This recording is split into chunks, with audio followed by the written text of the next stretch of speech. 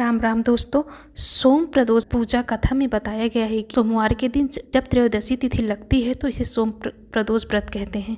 धार्मिक मान्यताओं के अनुसार शिव जी को सोम प्रदोष व्रत करने वाले भक्त अति प्रिय होते हैं। इस व्रत को रखकर जो व्रती प्रदोष काल में शिव जी की पूजा और कथा करते हैं उनकी विपदा को शिव जी जरूर हरते हैं। सोम प्रदोष व्रत का सभी प्रदोष व्रत में अधिक महत्व बताया जाता है। धार्मिक मान्यताओं के अनुसार प्रत्येक माह की त्रयोदशी तिथि में सायं काल को प्रदोष काल में प्रदोष व्रत का पूजन किया जाता है। मान्यता है कि प्रदोष के समय महादेव कैलाश पर्वत के रजत भवन में इस समय नृत्य करते हैं और देवता उनके गुणों का स्तुति करते हैं। ऐसे में जो भी जातक यह व्रत करते हैं भोलेनाथ की कृपा से उनकी सभी मनोवांछित कामनाओं की पूर्ति होती है। मान्यता है कि सोमवार के दिन प्रदोष व्रत को करके जो भक्त प्रदोष काल के समय भगवान शिव जी की पूजा करते हैं उनके सभी पाप शिव जी नष्ट कर देते हैं और शिव भक्ति को प्राप्त भक्त उत्तम स्थान और सुख पाता है, जैसा कि सोम प्रदोष व्रत की कथा में बताया गया है। सोम प्रदोष व्रत की पौराणिक कथा के अनुसार सोम एक नगर में एक ब्राह्मणी रहती थी। उसके पति का स्वर्गवास हो गया था। उसका कोई आश्रयदाता नहीं था, इसीलिए प्रातः होते ही वह अपने पुत्र के साथ भीख मांगने निकल पड़ती थी। भिक्षाटन से ही वह स्वयं और पुत्र का पेट पालती थी।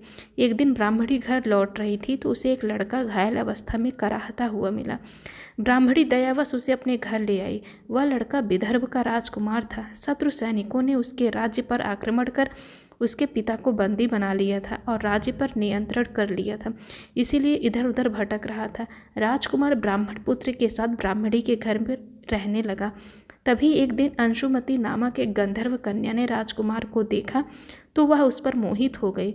अगले दिन अंशुमती अपने माता पिता को राजकुमार से मिलाने लाई। उन्हें भी राजकुमार भा गया। कुछ दिनों बाद अंशुमती के माता पिता को शंकर भगवान ने स्वप्न में आदेश दिया कि राजकुमार और अंशुमती का विवाह कर दिया जाए। उन्होंने वैसा ही किया।